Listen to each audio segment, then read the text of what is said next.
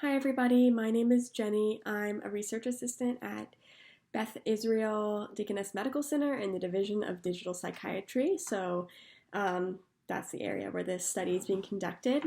Um, I decided to do a recording of this webinar just because I realized students are really busy these days. Finals are coming up, not to mention coronavirus, and you probably all have very different class schedules. So this way, you can just watch the recording instead of attending a live session. That being said, if you have any questions after this recording is done and you're still kind of confused, you should feel free to sign up for a live session and come ask me questions there. Or you can email me at collegestudy@bidmc.harvard.edu. Basically, during this little recorded webinar, I'm going to go over a little bit more about the study design and then just navigating the app and our expectations for you. So this should be pretty brief, 10 minutes. If you can stick through and watch the whole webinar, that would be best case scenario. So in general, this study looks at college student mental health. As you may know, this is really a growing area of need. College students don't really have the mental health resources they need all the time. Student counseling centers are really backed up, long wait lists. So our lab kind of looks at how digital solutions can help mental health. So here we're looking at how an app might be suited to help college student mental health. So the basics of the study are this. 28 days, as you know, every day you will receive a notification from the app to complete a daily survey. The daily survey is 11 questions long, and the questions are always the same, so it should go by pretty quick. They are all mental health questions, but just kind of general mental health questions. So you will receive a notification for that every evening, but you can also always go into the app on your own and complete the survey whenever you want. You don't have to wait for that notification. If you do it earlier in the day, you will probably still get the notification to do it later in the day. Those are just kind of preset. Then, aside from the daily survey, there's a bi-weekly survey that you will get on Sunday evenings. This is a longer one. It's 75 questions, a little more detailed mental health questions. Your payments are tied to this longer survey. So how the payment schedule works is after you've been enrolled for 1 week, so likely today is your day one if you're just seeing this and you've just downloaded the app. After 1 week, our algorithm will check, have they been enrolled for 7 days? Have they completed one of the bi-weekly surveys? If you have, you'll get sent a $15 Amazon gift card to your email. If you haven't completed the bi-weekly survey, you won't get the gift card, but you can still complete it, and then the next day when the algorithm checks again, you should get the gift card then. So don't panic if you missed the Sunday long survey. You can take it at any point in the week. It might just delay your payment a little bit. After week 3, the same thing will happen. The algorithm will check, have they been enrolled for 21 days, 3 weeks? Have they completed the bi-weekly survey twice? If you've done both of those things, you'll get the second $15 Amazon gift card.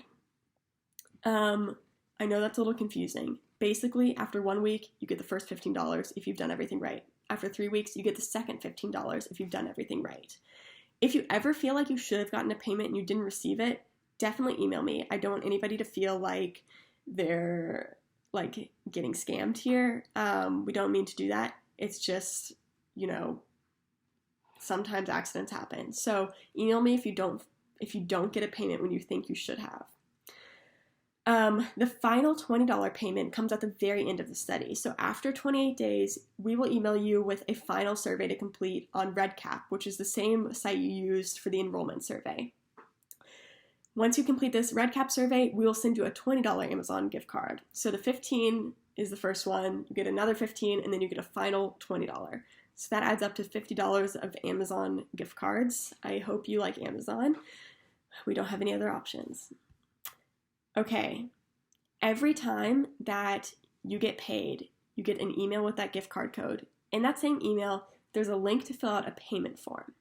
These payment forms are kind of like receipts for us to turn into the hospital, proving that we paid people instead of just went wild on our own on Amazon.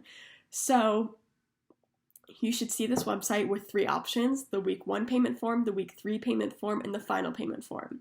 Once you get your gift card, download the appropriate form, fill it out, and send it back to us at the college study at bidmc.harvard.edu email address. This is really simple. It's not terrible if you miss it, but we will email you until we have it. Okay, that is everything I have for payment and the survey schedule. If you have any questions about that, once again, email me or come to a live webinar. Okay, navigating the app. You guys all now have the new MindLamp app. We're really excited about this. We've spent a lot of time making this. It's likely that you might encounter a few bugs. You can email me or not. We usually already know about them and are working to fix them. But if you're having any major issues with the app, please let me know. I'm going to quickly walk through how it works. You can open it on your phones and follow along. But to begin, when you open the app, you're going to land on the Assess page. This is where your two surveys are, daily survey and the biweekly one. The biweekly one is just called Weekly Survey in the app. So you can go ahead and take those on your schedule. That's where those will always stay. On the bottom bar on the very left, there's a tab called Feed. This has your tasks for the day. So you can also come into the feed and click on the daily survey there. You'll also see that there's either an empty circle if you haven't taken it or a check mark if you have.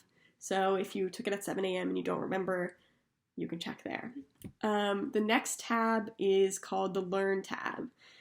So here, there's nothing you need to do here for the study, but it is just a variety of mental health resources. You can go in there, read about different topics. Our team put this together and it's really nice. So I highly suggest checking that out, but we're never going to make you go in there. So we already looked at the Assess page, so now let's look at the Manage page. The Manage page has different activities like wellness activities. It includes breathing exercises, mindfulness and meditation exercises, a journal, and more. The two that you might need to use during the study are the journal and the breathe exercise. The journal is just a free write text space. We'll never see anything you write, so feel free to use it for whatever you want. The breathe is kind of just like a breathing technique. When the flower opens and closes, you breathe in time with it. Throughout the course of the study, you might get notified to do these activities. You never have to, but if you're getting notified about it, it's likely because something in your daily survey score triggered one of these interventions for you. So it might be helpful for you to do it. Okay, you can also check out any of the other activities whenever you'd like. Some of them are nice. The mindfulness ones have different audios. So even though they all look like they have the same picture, like they have different sounds once you start listening. So finally, the last tab on the bottom bar is the Prevent page. Some of you may have a blank screen on this page, and that's on purpose. Others of you might have different sections where you can click the little plus sign, click on the different categories, and see your data over the course of the study. Feel free to check this out. I think even if you don't see your data over the course of the study, you should be able to click on the plus sign next to the sensor activities section and see how much passive data we're getting from your phone. If you see that we're not getting any passive data from your phone, we might reach out to you, or you can reach out to us and just be like, what's going on?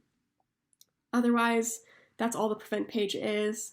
The last thing is that in the top right corner of the app, there's a little messaging icon. Some of you may occasionally get a message from the research team. It's never going to be any clinical advice, but it'll just be something like, great job, or keep up the surveys, or you're doing great. You never have to respond. It's probably just me or one of my coworkers writing those messages, and they'll show up there. You'll also get notifications for those. Nothing to do with those. They're just supposed to be encouraging. Okay.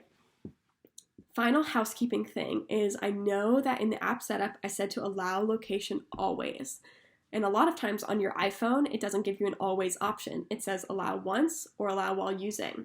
This is where you need to go into your settings. If you open your settings app and scroll all the way to the bottom, well, not to the bottom, to MindLamp 2, click on it and then look at what it says for location access. You should be able to click on that and change to allow always. This is really important to us for collecting good passive data. If you have any issues figuring that out, please contact me. That's really all I have. I'm really glad you guys are participating. It makes a huge difference in our research to have really enthusiastic participants. And I think you can get a lot out of this app as well. Please do take the daily surveys and the bi-weekly ones. Again, if you have any questions, please feel free to email me, collegestudy@bidmc.harvard.edu. I know that's long. Maybe write it down. If you have any lingering questions, please reach out. Thanks so much for watching this. I know it was really fast, but I just wanted to keep it brief. So good luck, and let me know if you need anything.